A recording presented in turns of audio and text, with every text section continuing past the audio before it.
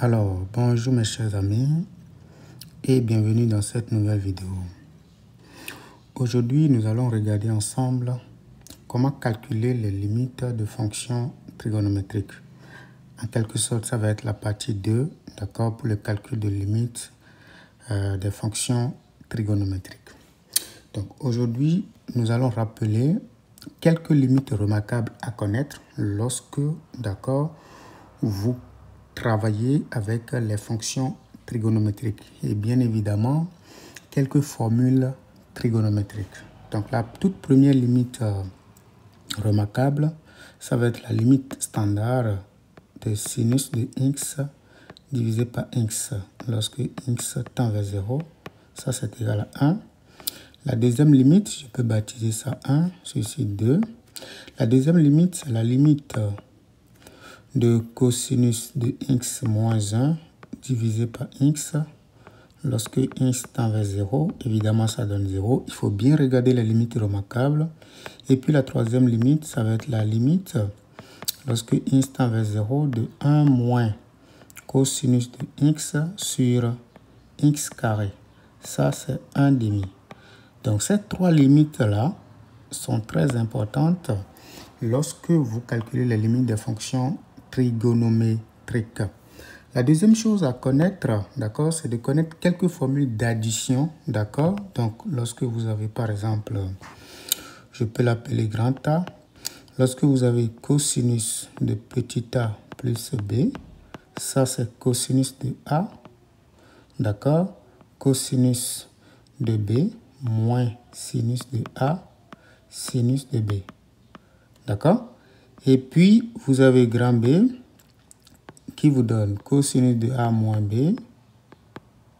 C'est cosinus de A, cosinus de B, plus sinus de A, sinus de B. Et puis le C, ça va être la même chose, mais avec les sinus. Sinus de A plus B. Mais ici, il y a une petite différence. Ça fait sinus de A, sinus de B et cosinus de B, pardon.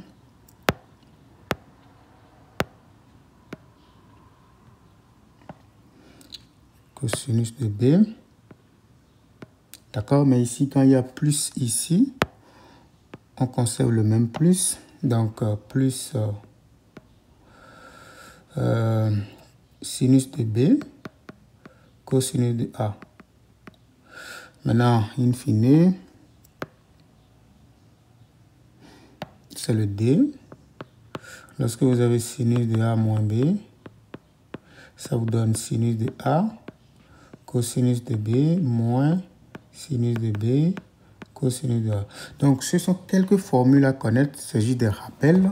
Lorsque vous travaillez avec les fonctions trigonométriques, c'est toujours bien d'avoir avec vous ces formules-là. Pour les limites remarquables, la limite de sinus de x sur x, la limite de cosinus de x moins 1 sur x. Maintenant, globalement, les limites remarquables des fonctions trigonométriques sont très souvent en 0. D'accord? Très souvent en 0. Donc, c'est une remarque pour vous dire que des fois, si on vous dit de calculer, par exemple, la limite en un point des fonctions trigonométriques qui n'est pas 0, par exemple, également ceci qui n'est pas 0, vous pouvez, par un changement de variable, ramener la limite en 0. Ça, on le verra plus tard, d'accord? Juste pour vous avertir à l'avance. Le A. Lorsque je prends, par exemple, la toute première limite, il s'agit de calculer la limite lorsque x tend vers 0 de 1 moins cosinus de 2x divisé par sinus carré de 2x. Comme je l'ai dit, lorsqu'on vous demande de calculer les limites, il faut toujours regarder ce qui se passe. Ici, c'est une fraction. Il faut regarder ce qui se passe au numérateur, puis ce qui se passe au dénominateur. Lorsque je commence par remplacer naïvement le x au numérateur, d'accord, par 0, j'obtiens quoi? 1 moins cosinus de 0 sur sinus de 0. Sinus carré de 0, ce qui me donne 0 sur 0. N'oubliez pas, le cosinus de 0, c'est 1. 1 moins 1, ça fait 0. Donc, on obtient en quelque sorte une indétermination de type 0 sur 0. Donc, comme vous le savez, Lorsque vous calculez les limites et que vous tombez sur une indétermination, qu'est-ce qu'on fait? On va lever maintenant l'indétermination. Pour lever l'indétermination, la technique la plus simple, d'accord, surtout avec les fonctions trigonométriques, c'est d'identifier, d'accord, ou bien d'écrire la fonction qui est devant vous en fonction des limites usuelles, des limites de base. Donc, qu'est-ce que je fais? Je constate déjà que ceci est déjà sous la forme d'une limite de base, par exemple ceci, mais il manque simplement au dénominateur le carré de ceci. Parce qu'il faut comprendre correctement ce qui se passe ici. C'est vraiment important de comprendre ce qui se passe ici. C'est 1 moins cosinus de quelque chose sur cette chose-là au carré, au dénominateur. Donc, ici, nous n'avons pas ça au dénominateur, mais on peut l'inventer, on peut créer ça. Pour créer ça, la technique, elle est simple. Lorsque vous avez une fraction et que vous décidez de multiplier son numérateur et son dénominateur par le même nombre non nul, vous ne changez pas la fraction. C'est ce que nous allons faire tout de suite. Donc, ça veut dire quoi? Ceci, c'est égal à la limite, lorsque x tend vers 0, d'accord, de 1 moins cosinus de 2x sur sinus carré de 2x.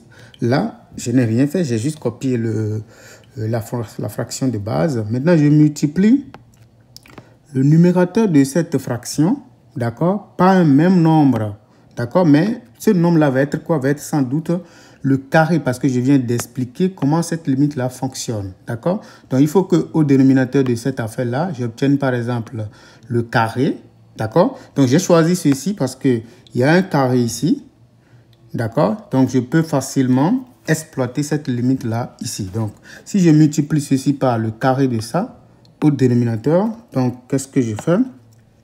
Le carré de 2i, c'est quoi? C'est 4x au carré. Et en bas également, je multiplie. Donc, j'ai multiplié le numérateur et le dénominateur par le carré de 2x. D'accord? Je peux l'écrire autrement sous cette forme-là. Je peux dire que ça fait 2x comme ça au carré. Pour bien comprendre la chose, ça fait 2x comme ça au carré. Voilà. Donc, qu'est-ce que je vais faire? Je vais essayer de dispatcher maintenant, c'est-à-dire scinder, d'accord, mon expression de sorte à obtenir très clairement cette limite-là. Donc, ça veut dire quoi exactement? Que ceci devient la limite lorsque x tend vers 0 de 1 moins cosinus de 2x sur 2x au carré. Ça, c'est exactement ceci. D'accord? Maintenant, multiplié par 2x au carré sur sinus carré de 2x. Vous voyez, cette limite est connue. Ça, c'est exactement 1/2. D'accord? On nous dit que si nous avons 1 moins cosinus de quelque chose sur la chose au carré, si cette chose-là tend vers 0, évidemment, ça donne 1/2. Donc, si x tend vers 0, évidemment, les deux x également tendent vers 0. OK. Donc, mais ici, qu'est-ce que nous allons faire pour bien exprimer le second terme? Le second facteur, pardon. Donc, le second facteur, je vais simplement l'écrire sous la forme de 2x divisé par le sinus de 2x, le tout au carré. D'accord? Parce que nous avons a au carré sur b au carré. C'est en réalité a divisé par b, le tout au carré. C'est ce que nous venons d'utiliser.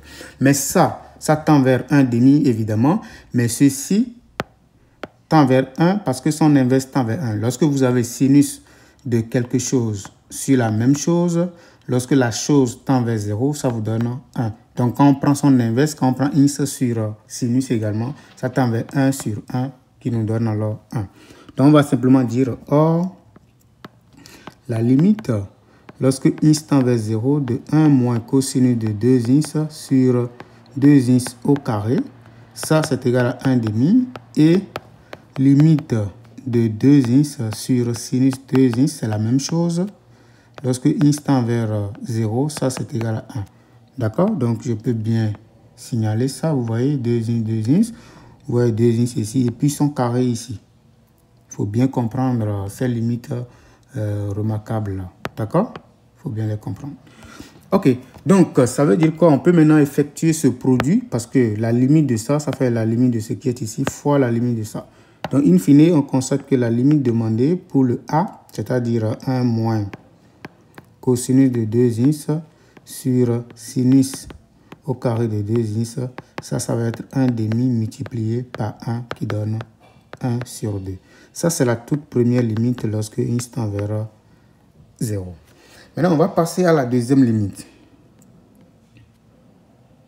C'est-à-dire le b.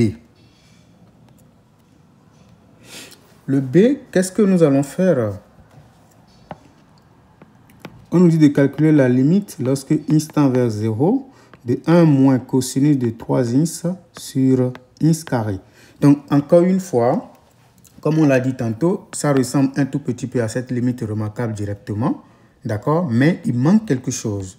Il manque que le carré de ceci ne se trouve pas au dénominateur.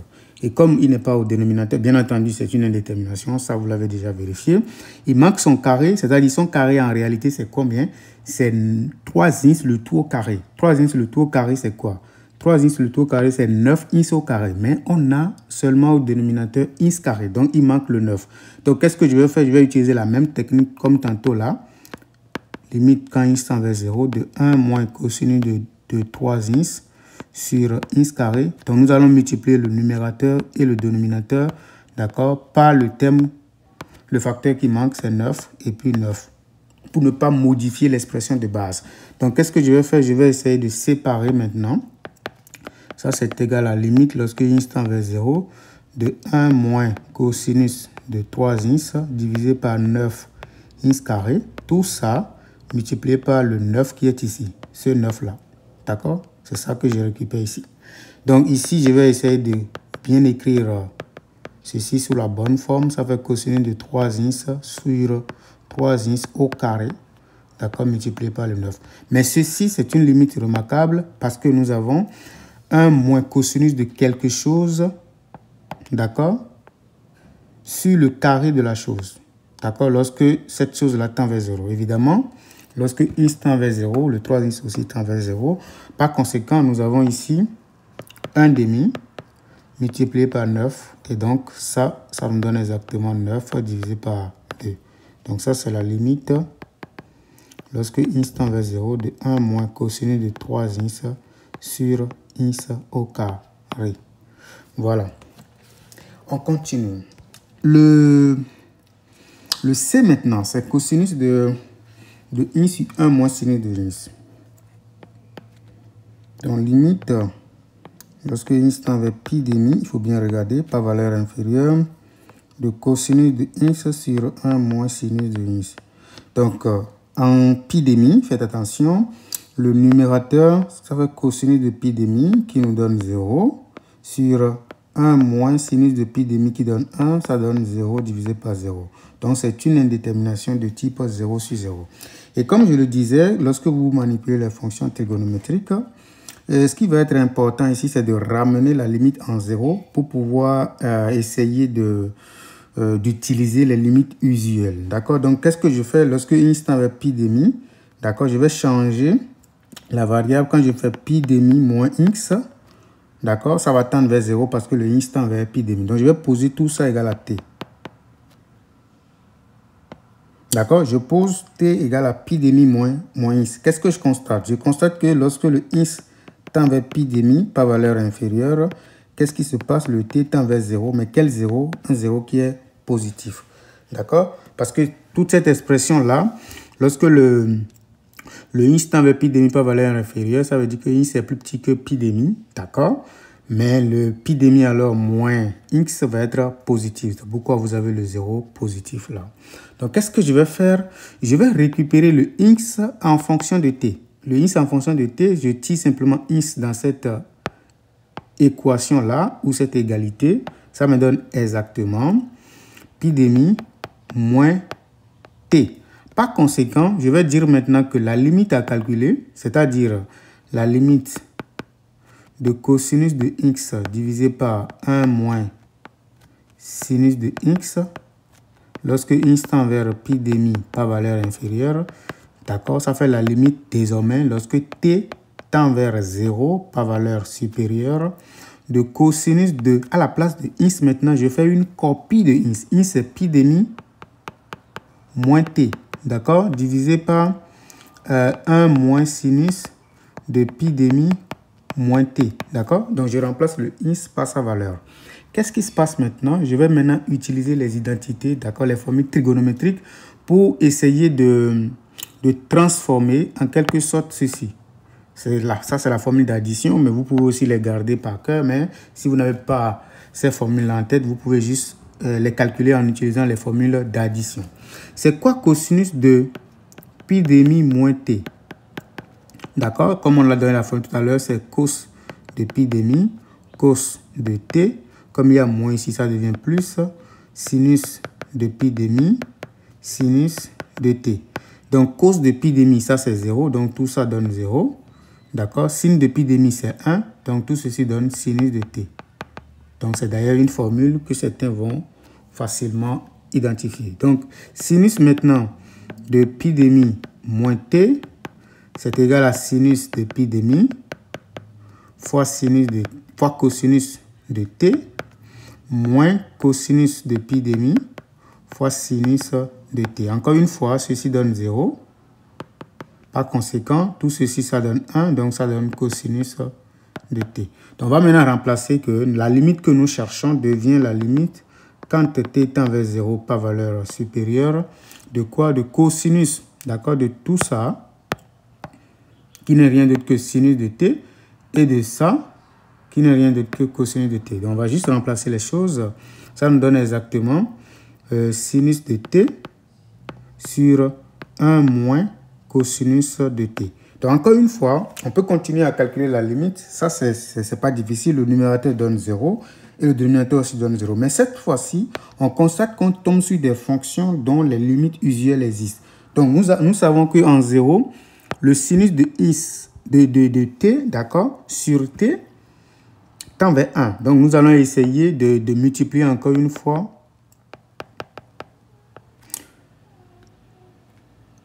avec sinus de t ici sur 1 moins cosinus de t. Donc, nous allons multiplier le numérateur et le dénominateur par le facteur manquant. Ou bien, voilà. Donc, tt. Et puis, on continue. Ça fait limite.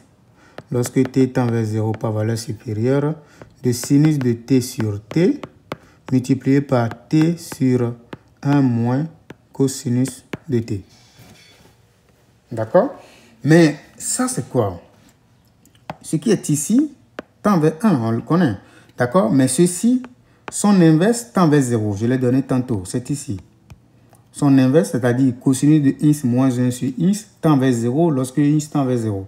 Par conséquent, ce qui est ici, d'accord? Comme c'est l'inverse, je vais simplement écrire les choses correctement.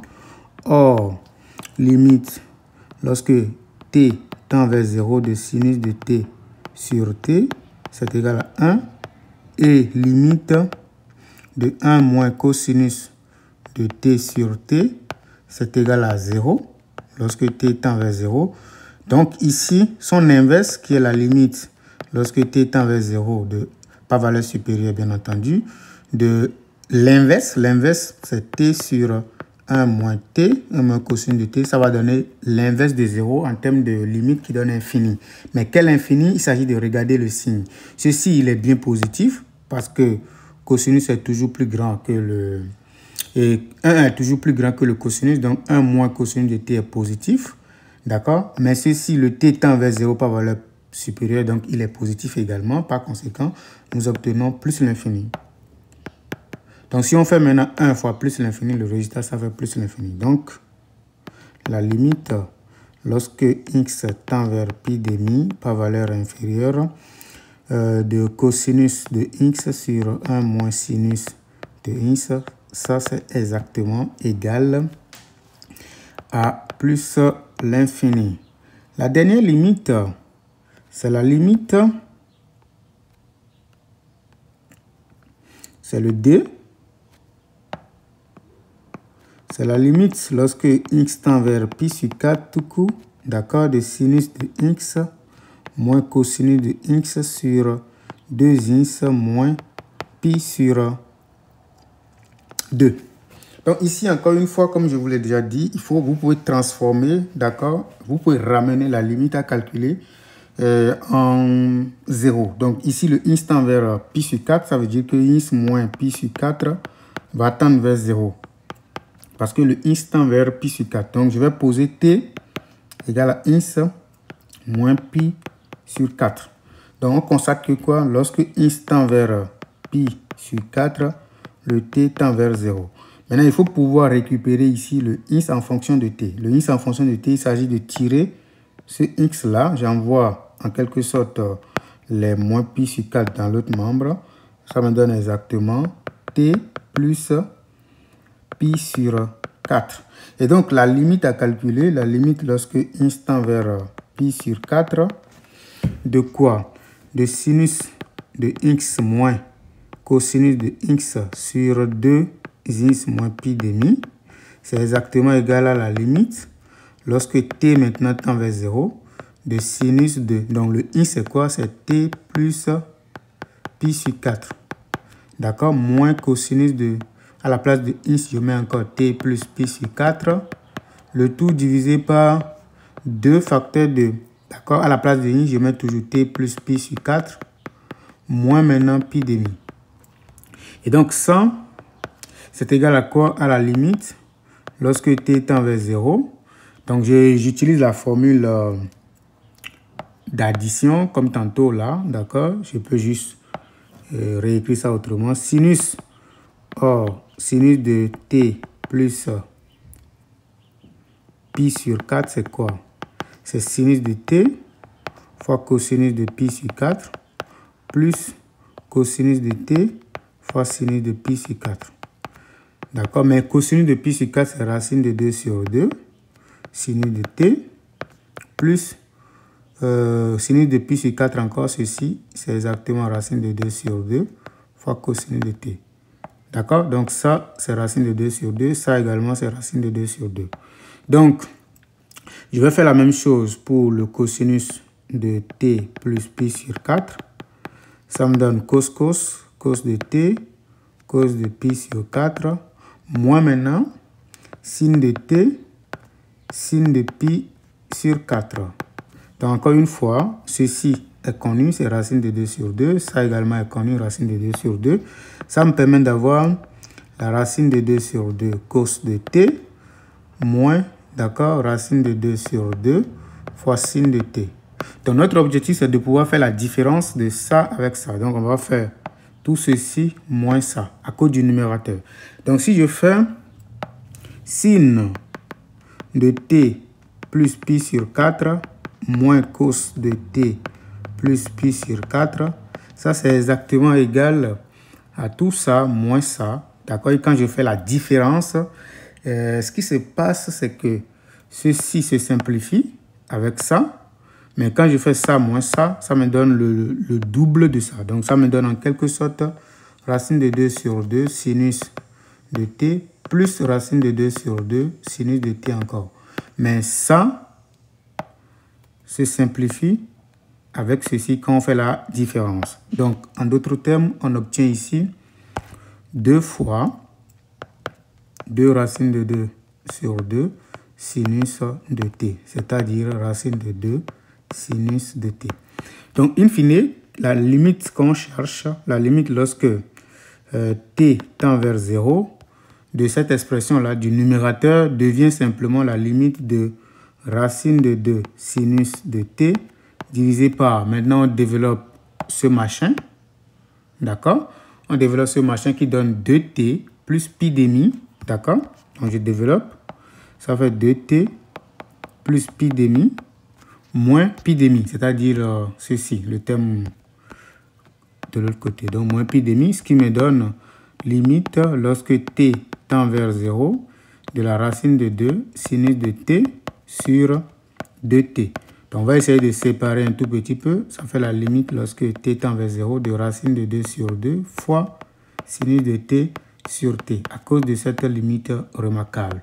Donc, ça me donne la racine de 2 sur 2 multiplié par 1, qui donne la racine de 2 divisé par 2. Voilà, c'est la fin de cette vidéo. N'hésitez pas à vous abonner, à poser des questions, à nous suggérer des sujets sur lesquels nous allons vous aider à comprendre les notions. Voilà, merci.